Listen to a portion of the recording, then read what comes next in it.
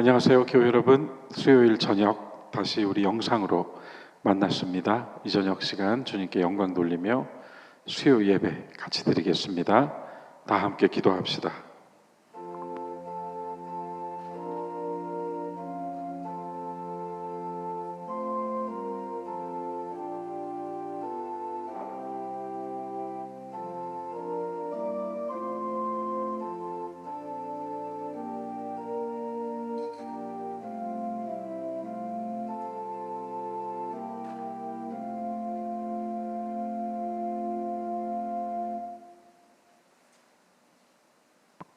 찬송가 432장 함께 부르겠습니다.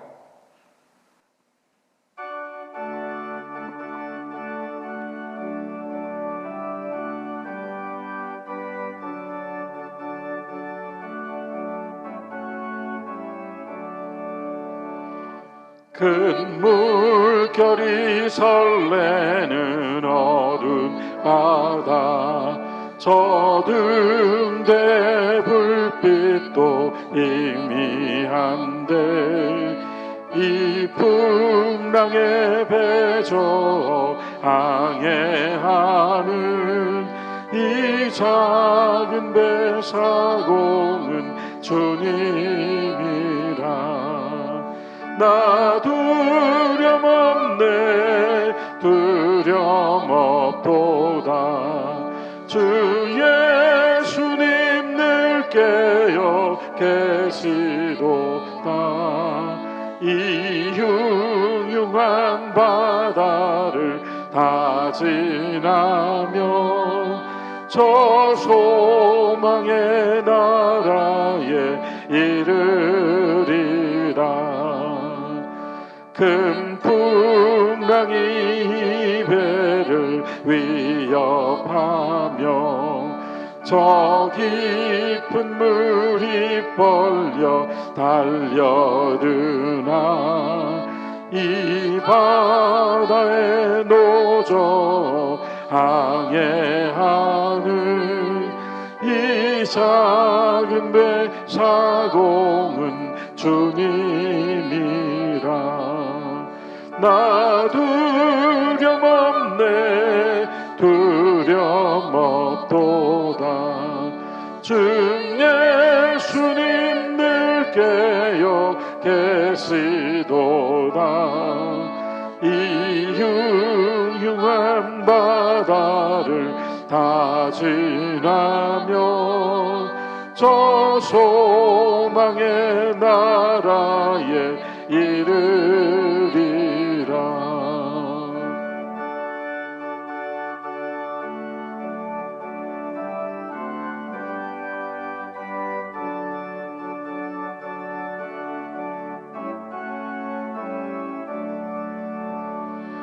큰 소리로 물결을 명하시면 이 바다는 고요히 잠자리라. 저 동력이 환하게 밝아올 때 나 주 함께 이 바다 건너가리. 나 두려움 없네, 두려움 없도다. 주 예수님 늘 깨어 계시도다. 이 흉흉한 바다를 다 지나며 저 소망의 나라에 이르리라.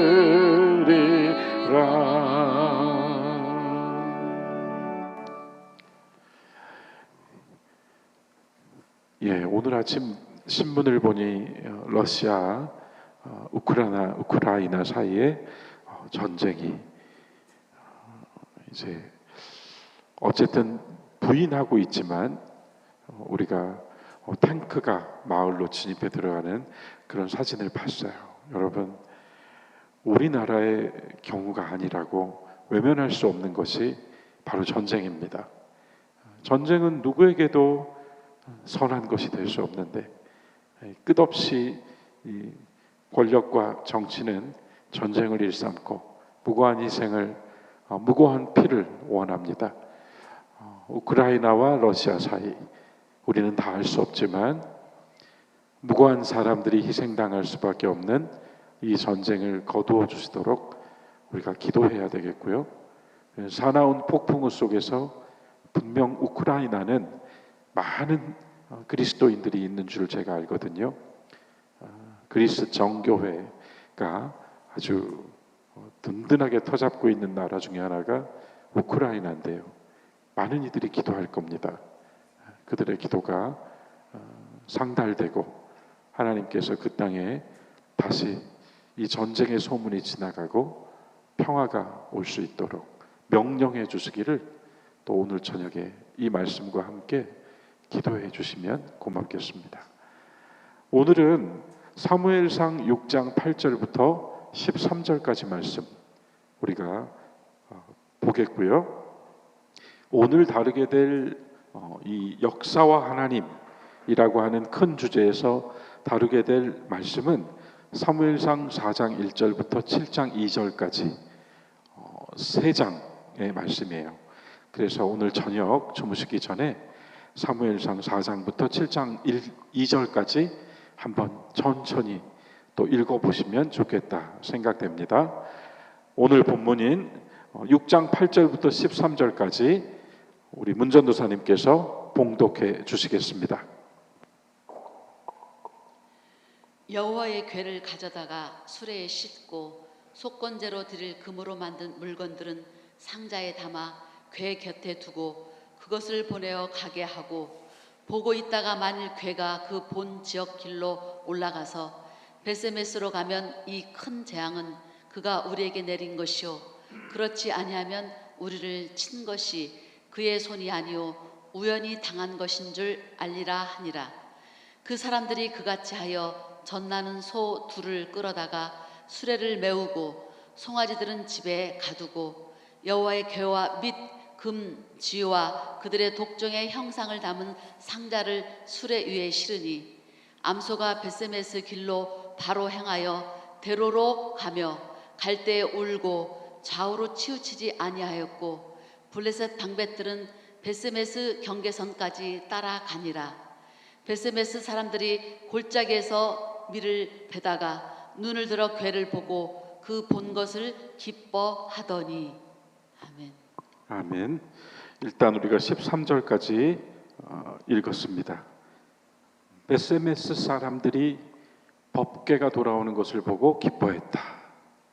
보고 기뻐했다. 자, 오늘 우리가 나누게 될 말씀의 제목은 여호와의 법궤 하나님의 임재. 여호와의 법궤 하나님의 임재라는 주제로 우리 함께 말씀을 나누겠고요. 지난 시간에도 이미 한번 언급해 드렸습니다만 목사님, 에코 볼륨만 좀 더 내려주세요.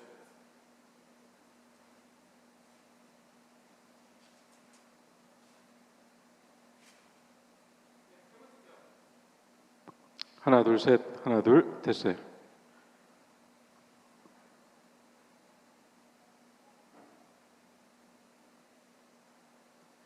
우리는 사무엘상부터 역사를 통하여서, 이스라엘의 역사를 통하여서 하나님께서 어떻게 이스라엘을 만들어 가시는가, 어떻게 다루시는가, 그리고 그 속에서 인간은 어떻게 하나님께 반응하였는가, 이런 것들을 살펴보면서 실제적인 이야기가 있는 이 역사를 통해서 영적인 교훈을 얻어보자, 이렇게 제가 말씀드렸고요.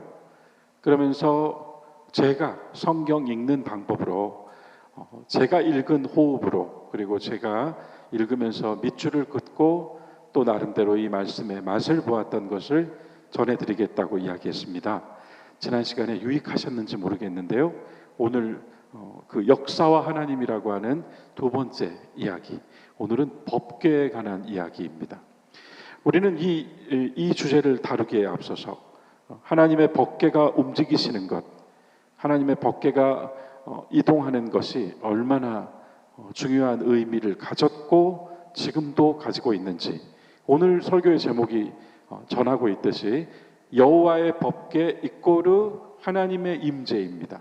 그래서 오늘 우리에게는 하나님의 임재라고 하는, 우리가 늘 신앙적으로 사용하고 있는, 우리가 어떤 은혜 가운데 있을 때 교회가 함께 그 은혜 속에서 함께 찬양하고 함께 말씀의 맛을 나눌 때, 함께 공동체적으로 무언가를 하고 있을 때 하나님의 임재, 하나님은 여기 우리와 함께 하신다라고 하는 이 하나님의 임재가 이스라엘 사람들에게는 여호와의 법궤였단 말이에요.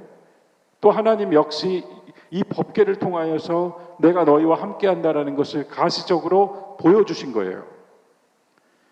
그래서 법궤는 굉장히 중요하게 다루어집니다. 그런데 이 본문을 4장부터 6장까지 3장이 이 법궤에 관한 이야기를 쭉 다루면서 그 속에서 사건들이 이제 등장하죠. 먼저 우리가 살펴볼 것은 블레셋입니다. 블레셋이라는 나라는 우리가 많이 지금 들었고 알아요. 블레셋, 팔레스틴, 오늘날은 팔레스타인, 바로 이 나라입니다. 블레셋. 그러니까 블레셋은 지금까지도 함께 있어요. 근데 이 블레셋은 해양 족속입니다. 기원전 1200년경, 굉장히 오래전이죠.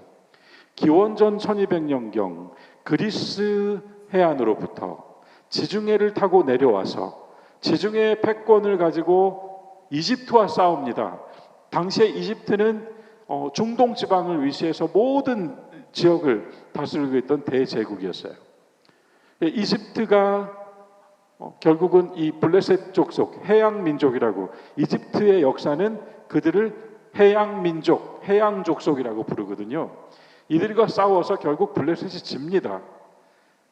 이집트와의 싸움에서 진 블레셋이 피해서 들어오는 곳이 바로 오늘의 이스라엘 동부 연안이에요. 그러니까 가나안 땅으로 들어옵니다. 그렇게 해양 족속이 이스라엘이 점령하고 가나안 족속이 함께 살고 있던 이 현재의 이 이스라엘 동부 연안으로 들어와서 점령을 하게 되죠. 그들은 이스라엘 땅에는 없었던 철기 무기를 갖고 있었어요. 히타이트 문명이 내놓은 철제 무기를 앞세워서 이스라엘 동부에 있는, 그러니까 사해로부터 우리가 지도를 딱 봤을 때 사해가 이렇게 있고 사해로부터 왼쪽에, 조금 왼쪽 위가 예루살렘 베들레헴이거든요. 그 아래로 아스돗, 아스글론, 가사, 가드, 에그론, 이렇게 5개의 주요 도시를 점령합니다. 그래서 블레셋이 이 5 도시를 거점으로 해서 끊임없이 이스라엘을 괴롭히는 거예요. 사사시대에도 이스라엘을 점령해서 이스라엘 사람들을 종으로 삼았고, 우리가 아는 대로 삼손이 바로 그 블레셋과 싸우잖아요. 이스라엘의 마지막 사사인 삼손이 블레셋과 싸웁니다. 그러니까 블레셋과의 악연이 지금 계속 되고 있었어요. 이 삼손 후에 엘리 제사장이 이스라엘을 이끌고 있던 시절에도 블레셋은 계속 힘든 대상이었습니다. 블레셋 족속들을 성서가 다룰 때 특별히 주목하는 것은 그들은 종교심이 강한 족속이다. 그래서 그들의 신은 뭔가 하면 다곤이라는 신이에요. 그 다곤 신상이고 또 다신교적인 종교 전통을 가지고 있었고요. 그러면서 모든 전쟁의 승리와 성취와 열매는 다곤 신이 가져다 주는 것이다, 이렇게 믿었던 사람들입니다.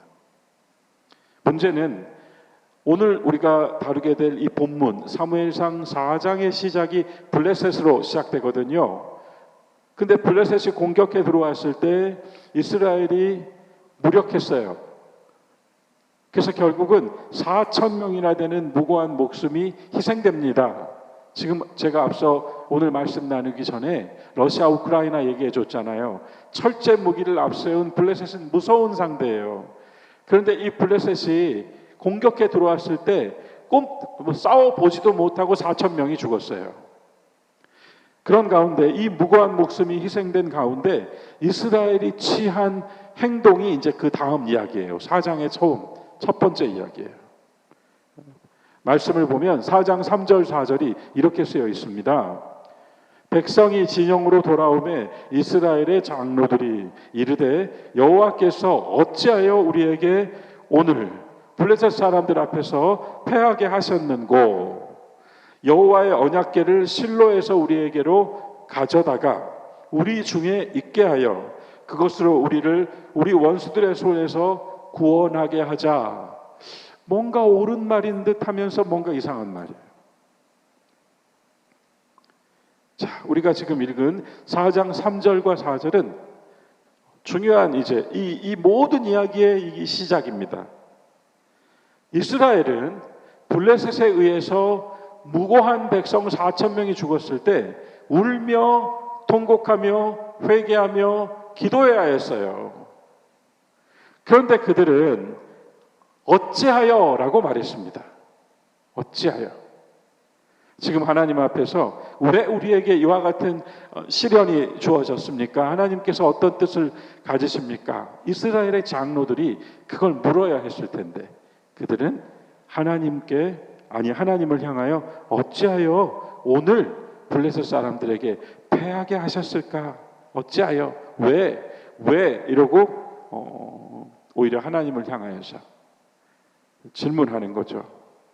그런 가운데 여호수아와 함께 가나안을 점령해 들어올 때 법궤를 제사장들이 메고 앞세웠던 이 출애굽의 기억을 되살리면서 이스라엘 장로들이 실로의 성막에 있던 법궤를 우리에게로 가져와서 우리 중에 두어서 그것이 법궤가 우리를 구원하게 하자 이렇게 말했단 말이에요. 여러분 이제 감이 잡히실 거예요. 그래서 제가 다루고 싶은 두 번째 주제는 법궤와 인간입니다. 법궤와 인간. 여호와의 법궤이지만 이 법궤가 인간의 손에 있을 때 어떤 일이 일어나는지 살펴보죠. 성서에서는 언약궤라고도 하고 증거궤라고도 부릅니다. 법궤를. 법궤에 대해서는 출애굽기 25장부터 27장까지 상세히 나와 있어요. 솔로몬이 성전을 건축하기 이전이기 때문에 출애굽한 후이기 때문에 아직은 천막을 쳐서 성막을 만들었던 시절입니다. 그런 가운데 모세가 함께했던 이 출애굽의 경험, 모세의 율법에 따라 성막을 지어서 경배드리는 이스라엘은 그 성막을 어디에 지어놨는가 하면 실로에 지었어요. 실로라는 곳에 지었어요. 오늘로 하면 사마리아 땅입니다.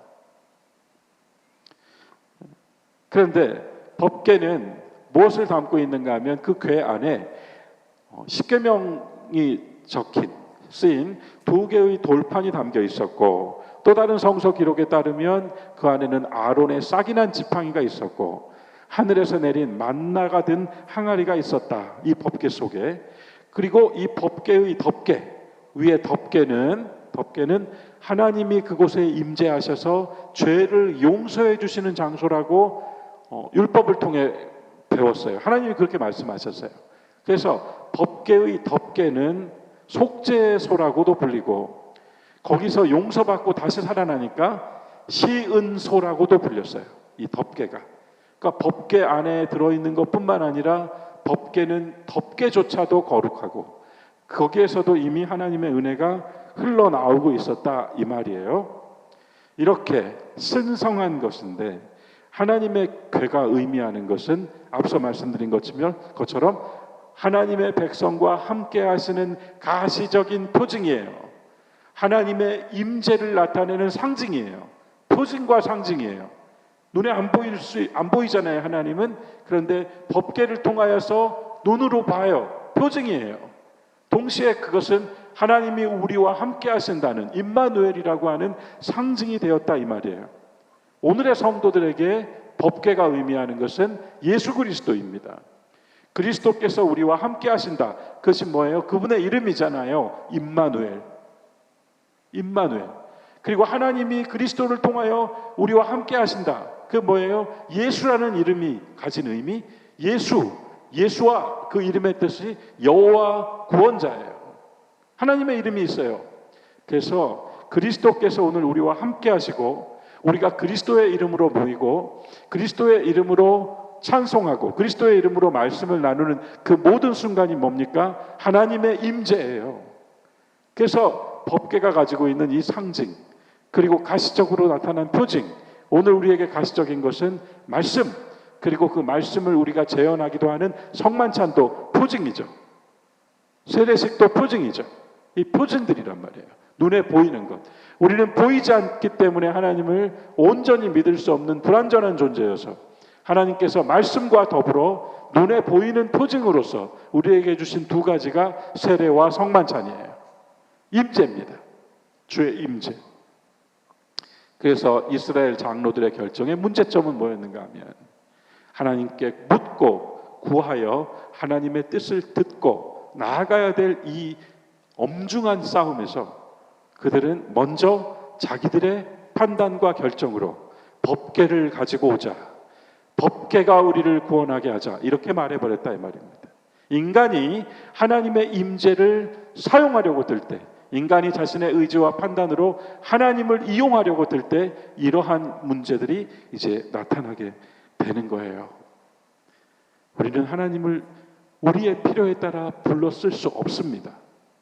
하나님께서 우리를 불러 쓰시고 하나님께서 우리를 시련 속에 던지시기도 하지만 또 우리를 행복한 장소에 두시기도 하고 우리를 어느 때이든 그분이 우리를 놓으셔서 그 속에서 그분의 임재를 통하여서 우리로 주의 이름으로 뭔가를 하게 하시는 것이지, 우리가 우리의 의지와 우리의 판단과 결정으로 우리가 필요할 때 그분을 불러 쓴다면 그분은 더 이상 신이 아니에요. 그분은 우리가 사용하는 크레디트 카드예요. 그게 잘못됐다는 겁니다. 지금 이 장면이 주는 문제는 바로 그거예요. 울며 회개하며 부르짖어야 했던 이스라엘은 법궤의 능력을 의지했다는 것은 합당했을지 모르지만 하나님의 말씀과 뜻이 아직 앞장서지 않으셨음에도 불구하고 그 어떤 제사장을 통해서 그 어떤 얘기를 들어보지도 않았고 없음에도 불구하고 이를 앞세워 나간 그것 자체가 잘못되었다. 이스라엘의 장로들이 자신들의 필요와 결정에 따라 하나님을 사용할 수 있는가? 그것은 법궤를 탈취한 것이다. 궤를 전장에 가지고 나간 것은 그들이 자신들의 안전과 평화와 안식과 전쟁에서의 승리와 이익을 위하여 하나님을 사용했다는 것을 보여주고 있는 것이다. 이것입니다. 그래서 우리는 시편 2편이 우리에게 권면하는 것처럼 너희는 떨며 섬기며 두려워함으로 하나님을 찬송하라고 하잖아요.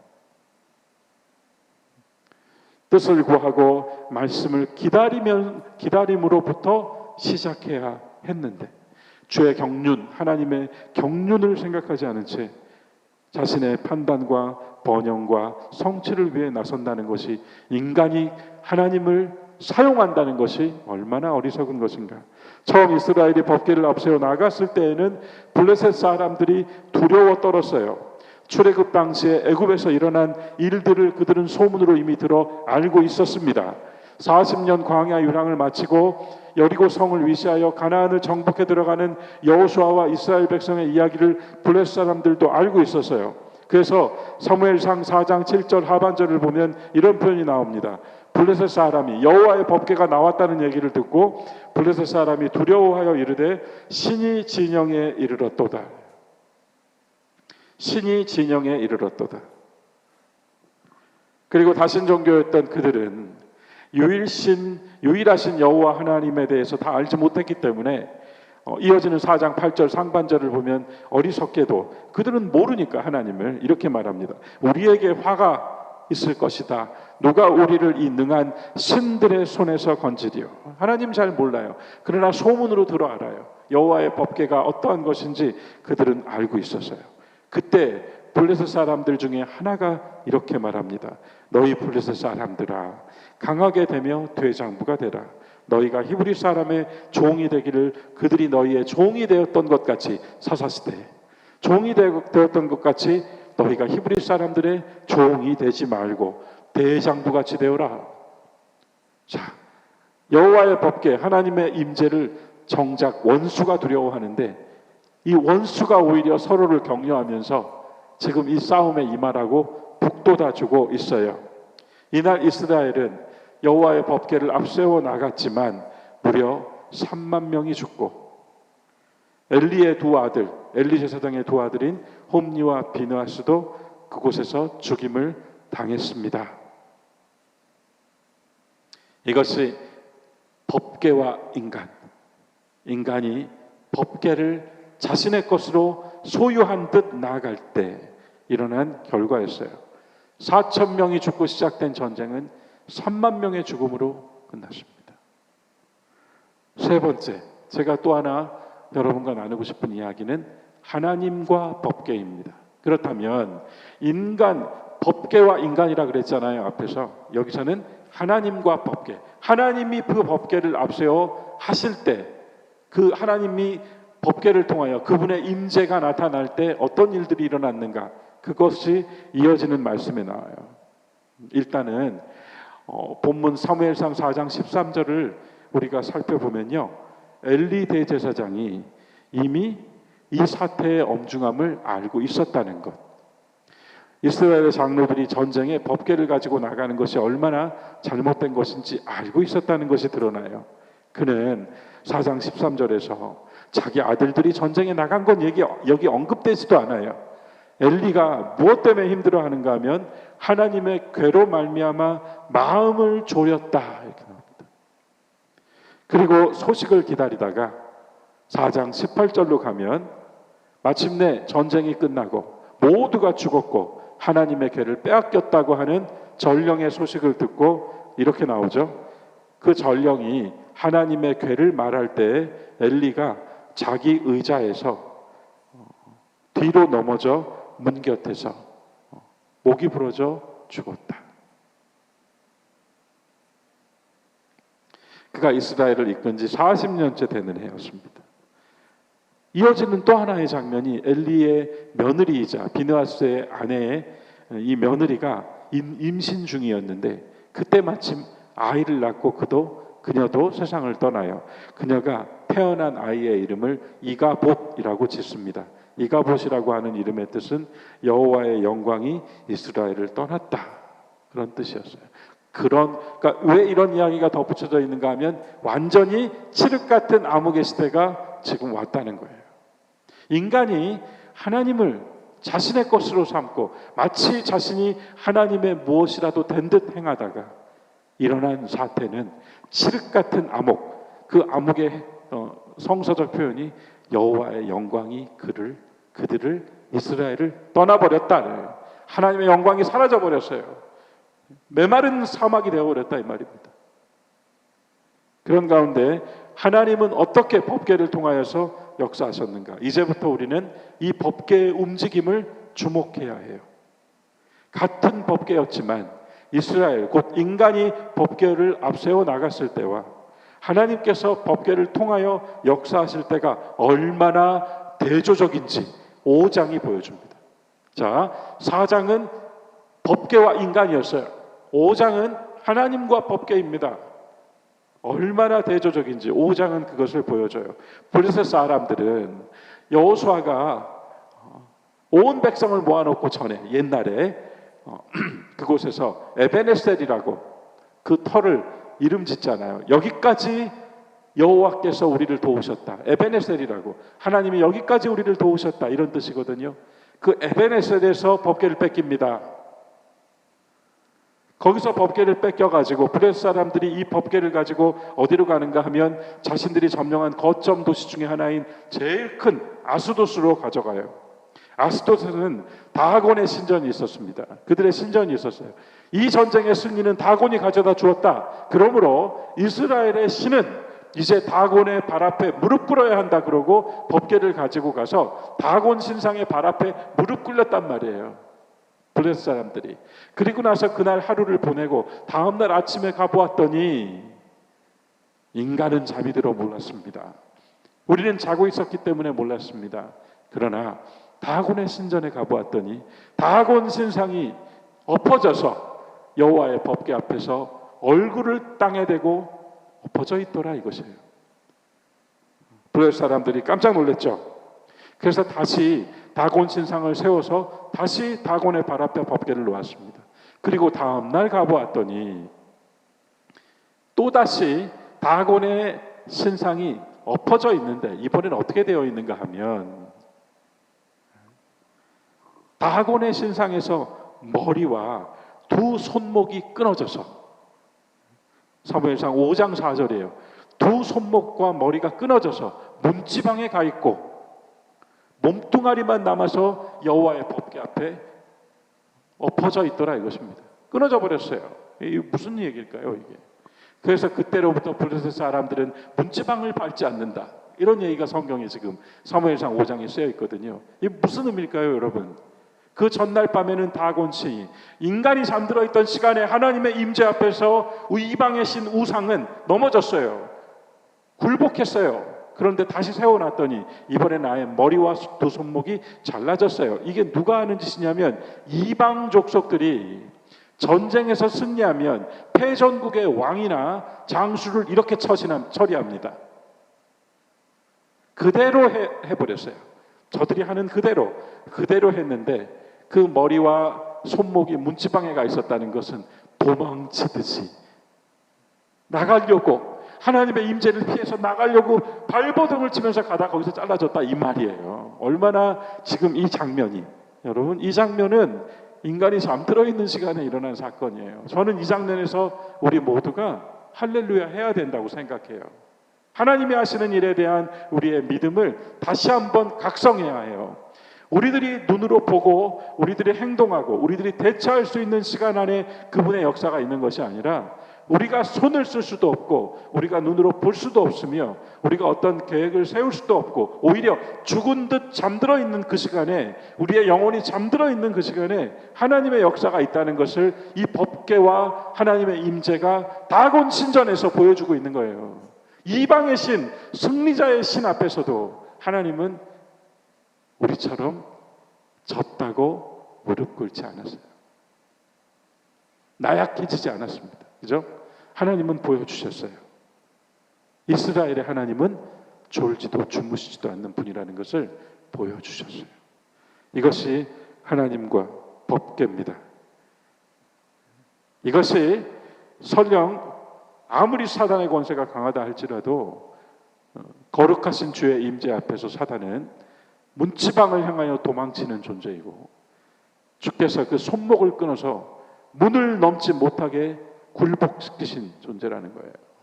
주의 승리를 믿으십시오. 여러분과 저는 승리할 수 없어요. 우리의 인간적인 능력과 의지와 심지어 우리가 믿음을 가졌다고 할지라도 우리는 이기지 못합니다. 주의 이름을 부르십시오. 주께서 승리하십니다. 주께서 이기십니다. 암흑 속에서, 이가봇 가운데에서, 여호와의 영광이 떠났는가 하는 그 가운데에서 주님이 이기십니다. 결국은 이 사건이 일어난 후에 아스돗 지방에 종기와 백성들이 종기가 나고 그리고 재앙이 임했습니다. 블레셋 사람들은 너무 놀랐습니다. 그래 결국은 다곤 신전이 있는 아스돗에서 이 여호와의 법궤를 블레셋 사람들이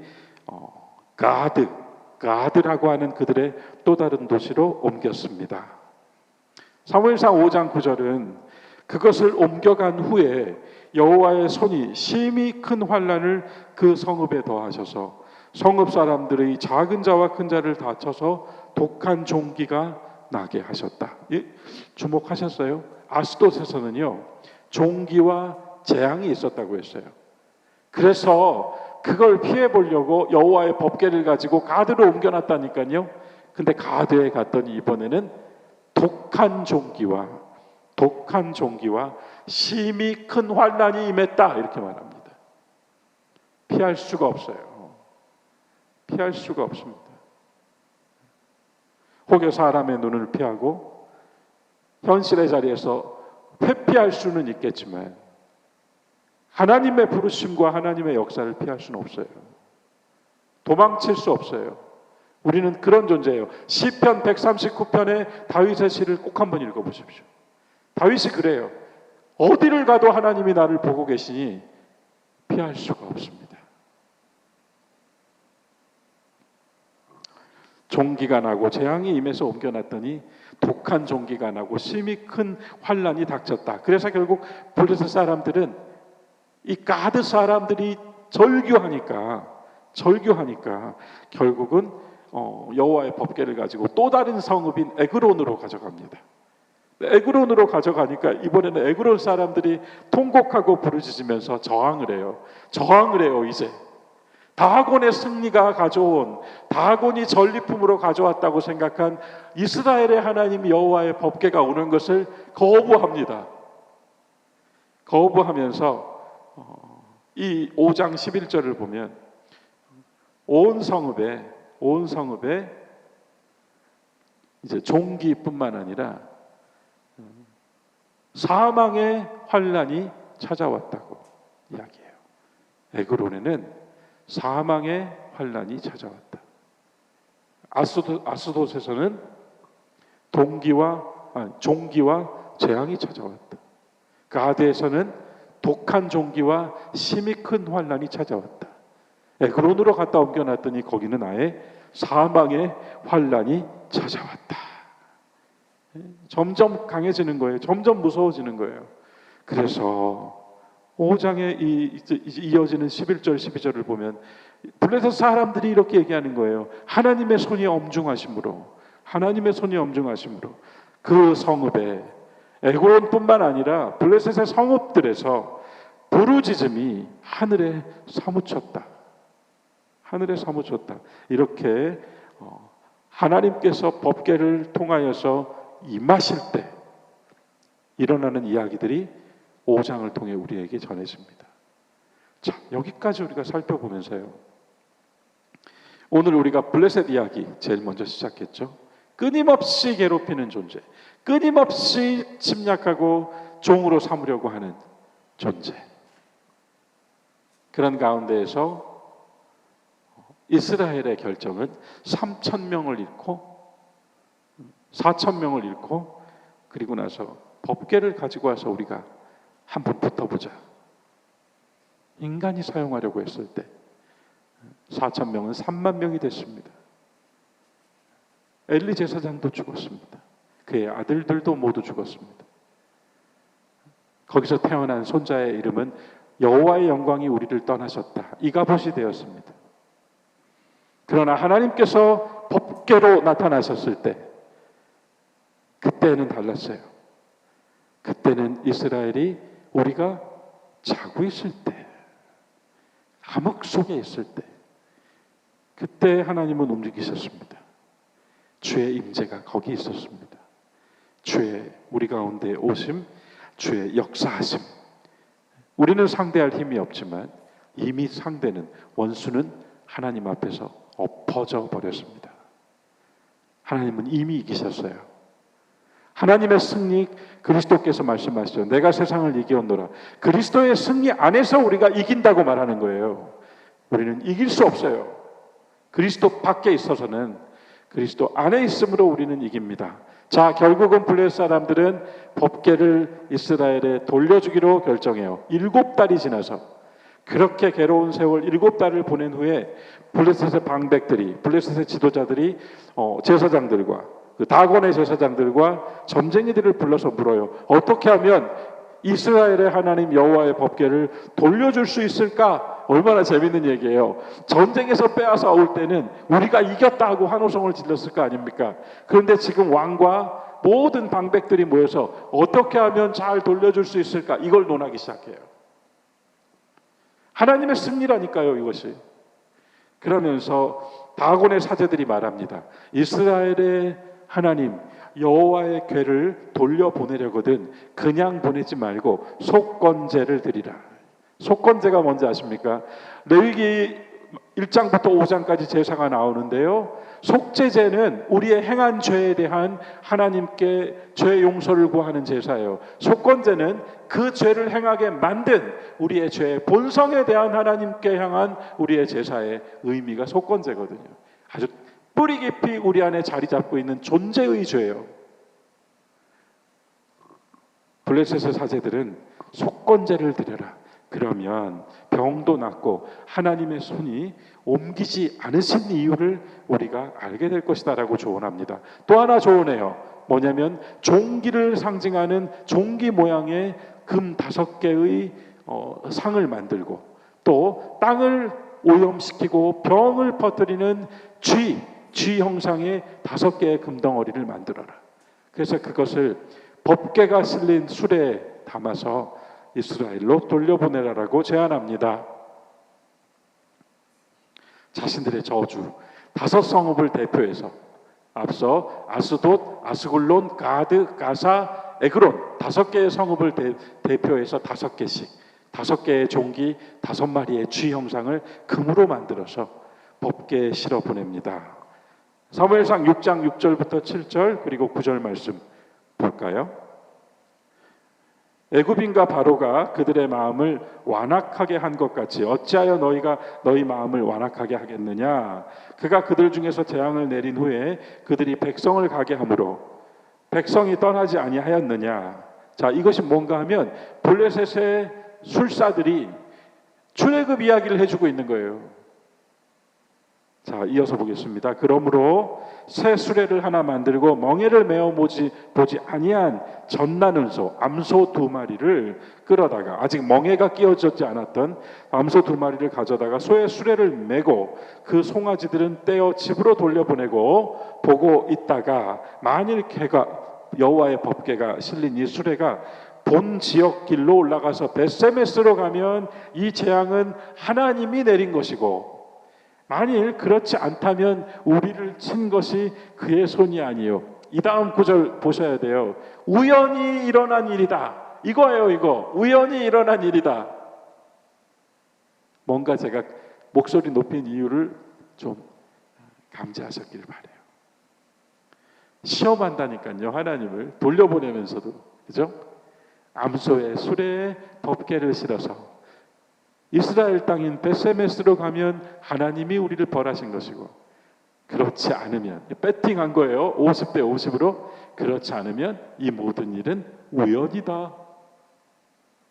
인간의 생각이 이렇습니다. 그렇게 당하고도, 그죠? 본래 법궤는 여호와의 율법에 따르면 제사장들이 어깨에 매게 되어 있어요. 그러나 이방 족속인 고로 블레셋은 그걸 몰랐어요. 암소가 끄는 수레에 싣고 갑니다. 어리석은 종교심은 미신을 만들어요. 우상과 크게 다르지 않은 그런 미신을 만들어내요. 블레셋이 지금 그렇게 하잖아요. 그들이 좀 더 알려고 들었다면 법궤는 성별된 제사장이 매는 것이다, 그걸 분명히 알았을 텐데, 사람이 메고 가는 것이다. 그런데 소에 싣고 가거든요. 사무엘상 6장 12절은 암소가 결국은 어디로 갔는가? 벳세메스로 갑니다. 그래서 이 본문 구절을 제가 이렇게 같이 보려고 본문을 따놓은 이유가 있어요, 여러분. 인간은 블레셋은 50대 50이었어요. 벳세메스로 가면 하나님이 한 것이고, 아니면 우연이다. 인간은 이렇게 간다 그랬잖아요. 자, 암소가 가는 걸 볼까요? 6장 12절, 암소가 벳세메스 길로 바로 행하여 대로로 가며 큰 길로 가며 울며 가며 좌로나 우로나 치우치지 않고 가며. 전 이것이 이 블레셋 사람들이 사용한 암소이고 법궤를 옮기기에 합당하지 않은 존재이지만, 그럼에도 불구하고 이 말 못하는 피조된 짐승은 만드신 분을 향하여 가고 있습니다. 좌로나 우로나 치우치지 않고. 말 못하는 게 더 순종해요. 이 암소의 교훈이에요, 여러분. 하나님은 이것까지 쓰셨다니까요. 블레셋 사람들의 미신까지도 사용하셔서 그분의 방법을 보여주시는 거예요. 여러분, 때로는 우리가 우리 안에 있는 믿음 절반짜리, 된 것 아니면 안 된 것, 그 절반짜리 믿음이 아니라 전혀 생각지도 못한 일들 속에서 설마 했던 것들을 통해서 우리 깨닫게 해주세요. 암소가 하나님 뜻을 나타내 보였습니다. 인간은 신심으로 미신을 만들었지만, 암소는 피조된 생명은 제 갈 길로 가고 새끼를 떼놨으니까 울면서 가고 좌로나 우로나 치우치지 않고 하나님의 이끌어 가심을 따라 갑니다. 이어지는 13절은 한 폭의 그림같이 펼쳐지죠. 마침내 벳세메스로 여호와의 법궤가 들어올 때, 벳세메스 사람들이 어디 있어요? 밭에 있는 게 아니에요. 골짜기에 도망쳐 있어요. 무서워서 숨어 있어요. 골짜기에서 밀을 베다가, 이 비참한 지경인 거예요. 밭에서 밀을 수확해야 되는데 다 땅을 뺏겼고 골짜기 가서 밀 수확한다니까요. 이런 비참한 지경에 놓여 있었으나 벳세메스 사람들은 여호와의 법궤가, 수레에 실린 여호와의 법궤가 오는 것을 보고, 그 에베네셀 여호수아의 밭 큰 돌 있는 곳에 이르러 섰을 때 그들은 기뻐하고 정말 감사하면서 즐거워하면서 이 법궤를 맞이합니다. 블레셋의 방백들은 이 모든 장면을 지켜본 후에, 차라리 적들이 훨씬 더 깔끔하네요. 다 지켜보고 법궤가 벳세메스로 들어가는 걸 본 후에, 이스라엘 땅으로 가버린 것을 본 후에 그제서야 돌아갔더라. 자, 벳세메스 이야기가 나와서 그러는데, 벳세메스는요 제사장 족속인 레위 지파의 성읍이에요. 이토록 아름다운 장면을 뒤로하고 또 하나 이 6장에서 마지막으로 나오는 이야기가, 그런데 벳세메스 사람들이, 이렇게 아름다운 그림을 그려준 벳세메스 사람들이 여호와의 법궤를 들여다본 관계로, 우리 성경에는요 70명, 그걸 가로 열고 5만, 어떤 버전은 5만 70명이 죽었다 그러고 어떤 버전은 70명이 죽었다고 쓰여 있어서 우리 성경에도 5만은 가로를 치고 70명이 죽었더라. 벳세메스 사람들이 궁금해서 여호와의 법궤를 열어봤다가 5만 70이든 70이든 사람이 죽었어요. 이 장면이 또 하나의 스토리가 됩니다. 블레셋과는 또 다른 이야기가 하나 나오는 거예요. 왜 벳세메스 사람들은 궤를 들여다보았을까요? 일단 이렇게 얘기할 수 있어요. 체험한 자가 느슨해졌을 때, 은혜를 가지고 있는 자가 오만해졌을 때, 여기에 또 하나의 문제가 있다는 거예요. 그들은 호기심이 있었어요. 그들은 오만했어요. 우리는 그럴 자격이 있다고 생각했어요. 그리고 엄중한 하나님의 살아계심과 임재에 대하여 느슨해졌어요. 여기는 설마 없겠지 계셨어요. 그런 다음 어떤 일이 일어났는가 하면, 그토록 법궤가 들어오는 것을 기뻐했던 레위 지파 벳세메스 사람들이 이 법궤를 기럇 여아림으로 보내고자 합니다. 기가 막힌 얘기예요. 여호와의 임재를 갈망했던 사람이 오히려 이제는 어떤 해를 당하고 어려움을 당하고 나니까 여호와의 임재를 보내려고 합니다. 싫어하게 돼요. 함께 있는 걸 싫어하게 돼요.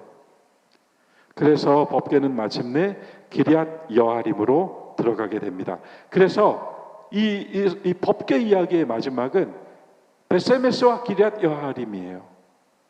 벳세메스 사람들은 여호와의 법궤를 함께 잊지 않도록, 함께 있기를 원하지 않았어요. 싫어하게 됐어요.